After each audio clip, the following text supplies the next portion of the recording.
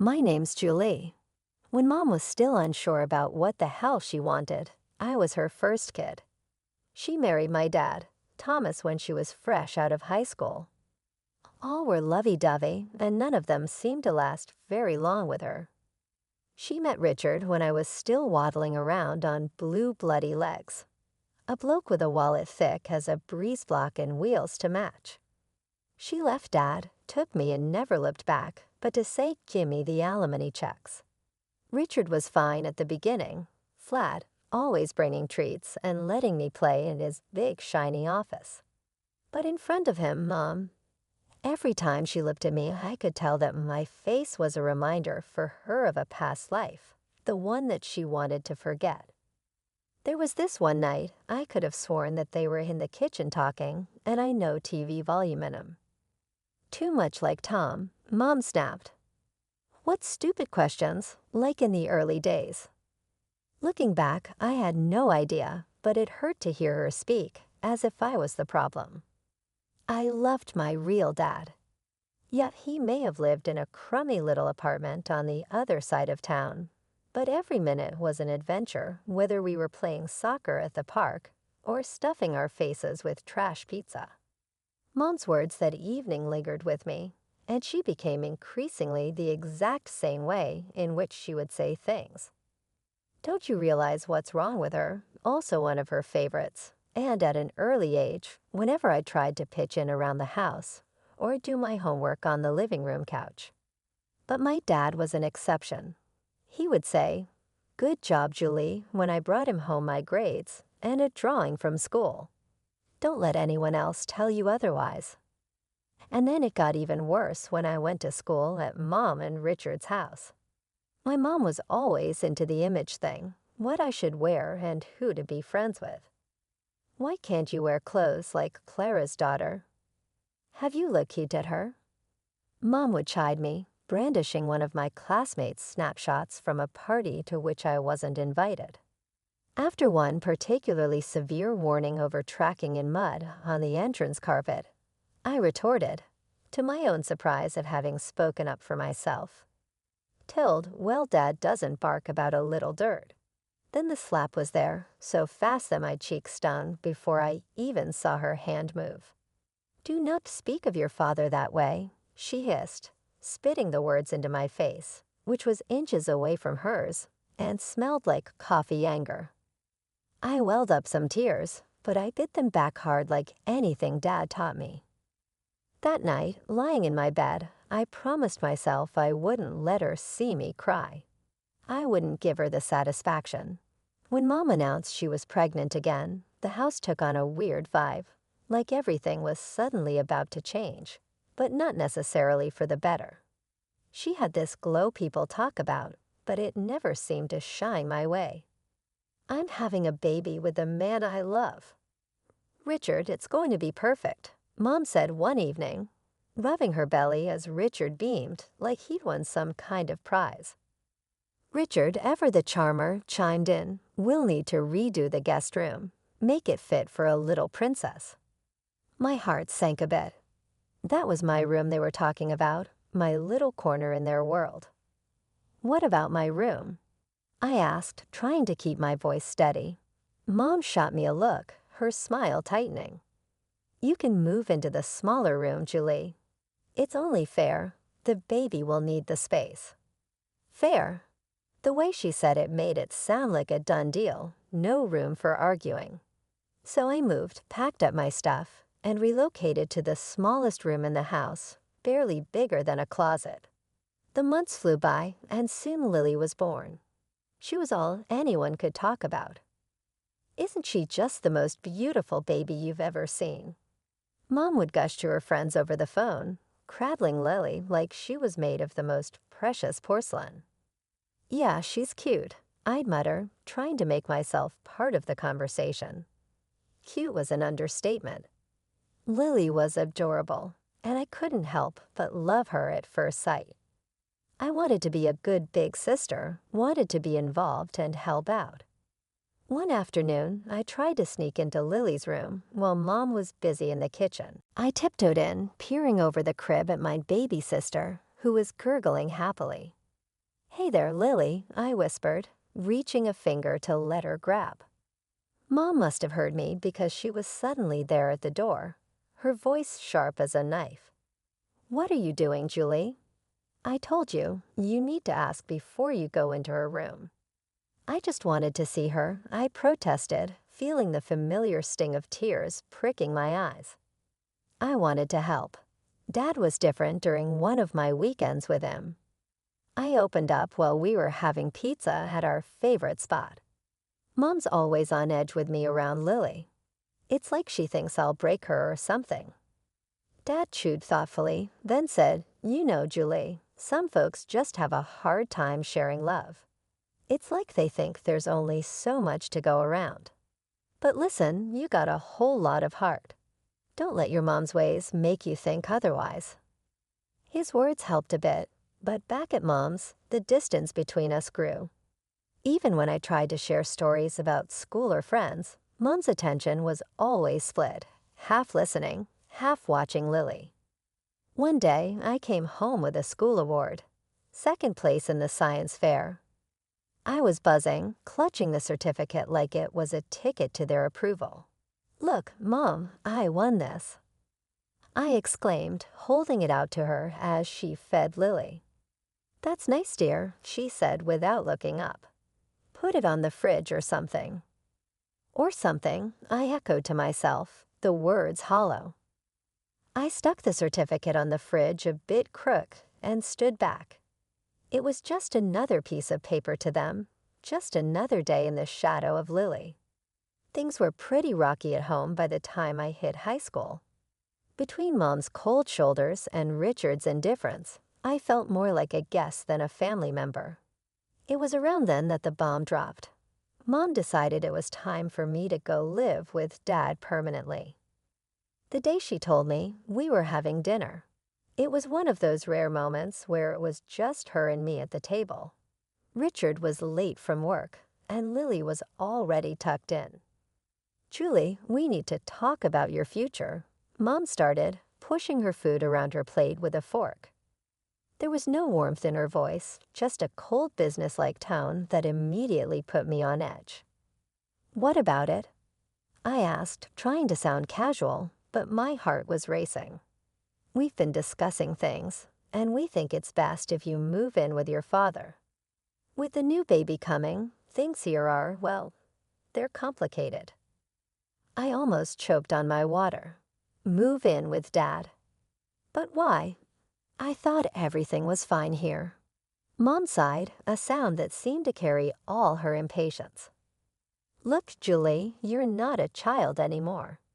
You need a space of your own, and we can't provide that here, not with the new situation. It's cramped, and frankly, the financial burden is more than we expected. It's better for everyone this way." I pushed my plate away, no longer hungry. "And what about school, my friends?" "You can go to a new school, make new friends," she said, as if it were that simple, as if I could just erase my life and start over with no problem. The next few weeks were a blur. I packed up my things, my world shrinking into boxes, books, clothes, the few keepsakes that meant something to me. Richard barely said goodbye, and Lily, too young to understand, gave me a confused hug.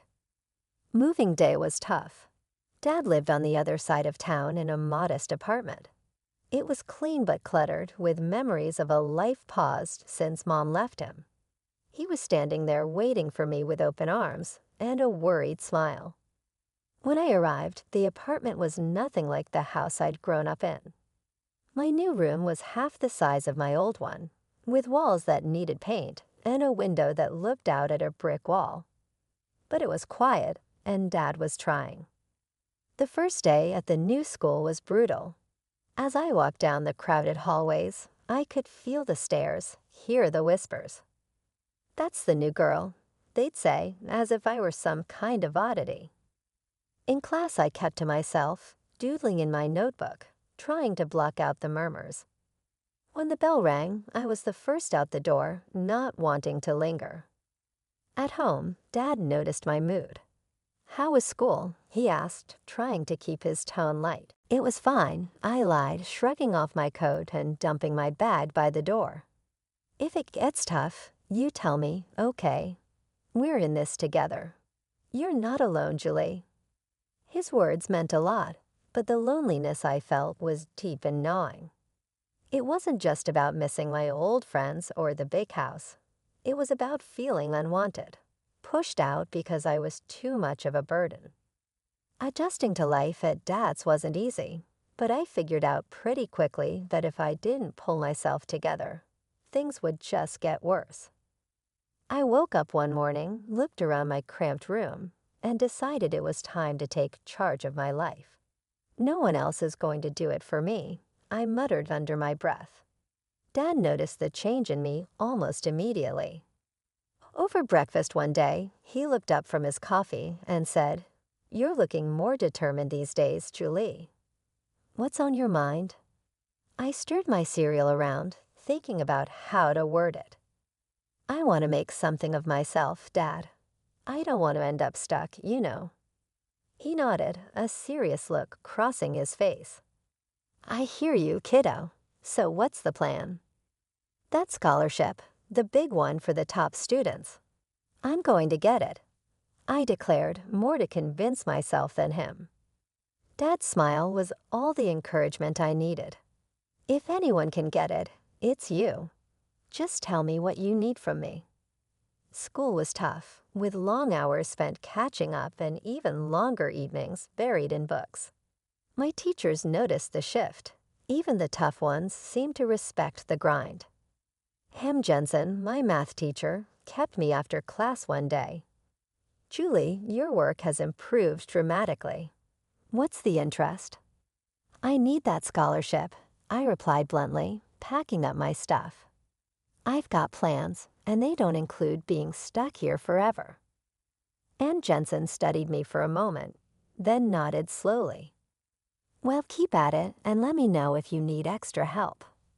I'm here." Making friends wasn't easy, but I managed to find a few people who didn't seem to mind that I wasn't all fun and games. During lunch, I'd sit with Maria and Luke, two kids who weren't exactly at the top of the social ladder, but knew how to laugh. "So, Julie, you're like a library ninja now, huh?" Luke joked one day, nudging me as we sat down with our trays. I cracked a smile. Yeah, got to be stealthy if I want to snag the best study spots. Maria chimed in, her voice soft but sincere. "It's cool what you're doing, Julie. Most wouldn't bother." The days rolled into months, and the pressure mounted as application deadlines drew near. Dad was my rock, always there with a hot meal and a listening ear whenever the stress got too much. The day I got the scholarship letter, my hands were shaking as I tore it open. Dad was right there, holding his breath. I scanned the words, my heart pounding in my chest, and then I whooped so loud, I swear the neighbors heard. "I got it, Dad. I got it." I jumped up, the letter flapping in my hand like a flag of victory. Dad swept me up in a big hug, laughing and cheering right along with me. "I knew it. I knew you could do it." As I packed up my things for college a few months later, I felt ready. The future was bright, and for the first time, it felt like it was truly mine. I was leaving, but I was taking all these lessons, all this love, and hard-earned wisdom with me. After graduating with honors and establishing a solid career, I felt like I was finally on stable ground. I was 28, doing well professionally, and had just started seeing a wonderful guy from work, Jack, who had been nothing but supportive. Then out of nowhere, my mom called. We hadn't spoken much since I moved out, but suddenly here she was, back with a request, or more like a demand. "Julie, your sister Lily is going to college in your city.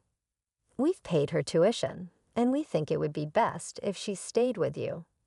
Mom said, her tone making it clear this wasn't just a suggestion.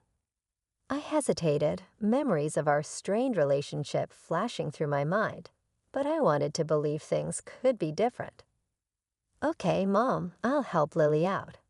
It might be nice to reconnect, I responded, trying to keep any skepticism out of my voice. Lily moved in a week later, and right off the bat, it was clear we were worlds apart. She was as stunning as ever, obsessed with her appearance, and the kind of lifestyle that screamed high maintenance. She brought with her a suitcase full of expectations and a personality that demanded they be met. Can you make sure we have almond milk and kale? I'm on a special diet, Lily mentioned casually on her first evening, examining her reflection in the mirror. Sure, I'll add them to the grocery list, I replied, trying to accommodate her. But living with Lily was more challenging than I'd anticipated. She partied like there was no tomorrow, often stumbling in at dawn, her carefree laughter echoing through the apartment while I lay awake, anxious about meetings and presentations. One afternoon, Jack came over as Lily was prepping for another night out. I noticed how she smiled at him a little too sweetly, a little too long. Jack waited until she left to speak up. Julie, I think Lily's got the wrong idea about me. She's been, well, flirty. I felt a surge of anger and embarrassment. Thanks for telling me, Jack. I'll talk to her. When I confronted Lily, her response was a dismissive laugh. Oh, come on, Julie. I'm just being friendly. Besides, can I help it if he likes me back? That's my fiancée, Lily. You need to respect that, I shot back, my voice firm. Her laugh chilled me. Julie, I'm used to getting what I want. Always have been. That was the last straw. I couldn't look like this, feeling like I had to guard my life from my own sister. You need to find another place to live, Lily. This isn't working out, I told her, my decision final. Lily stormed out, slamming the door behind her. Within an hour, my phone rang. It was Mom, her voice cold and sharp. You're such an envious girl, Julie. Can't stand to see your sister happy, can you? I just want respect, Mom. That's all, I replied, but I might as well have been talking to a wall. After that, things went quiet with Lily. I heard through the grapevine that she dropped out of college and was floating through her social circles on charm and whims. As for me, I refocused on my life with Jack, my work, and the peace of rebuilding my boundaries. 2 years had flown by since I last tried to patch things up with my family. Things were going well for me. I was moving up at work, and life with Jack was better than ever. That's when I heard the news about Lily. She had dropped out of college and was getting married to some rich guy she'd met.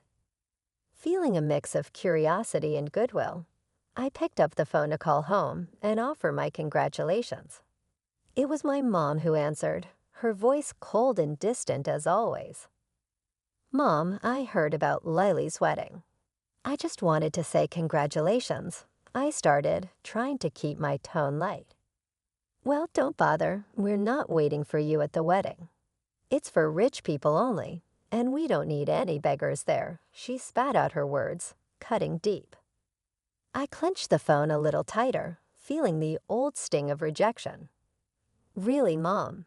That's how you're going to be. What did you expect, Julie? You've always been the difficult one. Just stay away, she said before hanging up. I stood there, phone in hand, the dial tone echoing in my ear. The hurt was palpable, but I wasn't going to let it ruin me. I found out later that they'd spared no expense on Lily's wedding, hiring popular artists and actors to make it a lavish affair. Time passed, and life didn't stand still for me either. Jet proposed, and suddenly I was planning my own wedding. Nothing extravagant, but every bit filled with love and sincerity. I called Dad to share the news. He was overjoyed. Julie, that's wonderful. You bet I'll be there. Wouldn't miss it for the world, he said, his voice brimming with happiness. Encouraged by Dad's reaction, I made one last attempt to bridge the gap with my mom. I dialed her number, my heart racing as I waited for her to pick up. Mom, I'm getting married. I want you to come, I said, holding my breath. Her reply was as chilly as a winter breeze. No, Julie. Not interested in attending some modest gathering of losers. Count me out. I swallowed hard, fighting back the hurt. All right, Mom. Take care, I said and hung up, knowing it was probably the last time I'd invite her into my life. Our wedding day was simple but beautiful. Dad walked me down the aisle, his presence a steady comfort. The room was filled with genuine smiles and heartfelt congratulations, a stark contrast to the grandeur and coldness of Lily's wedding spectacle. Our modest reception was filled with laughter, dancing, and stories. Jack and I mingled with friends and family who loved us for who we were, not for the money or status we brought. Life was moving along sweetly.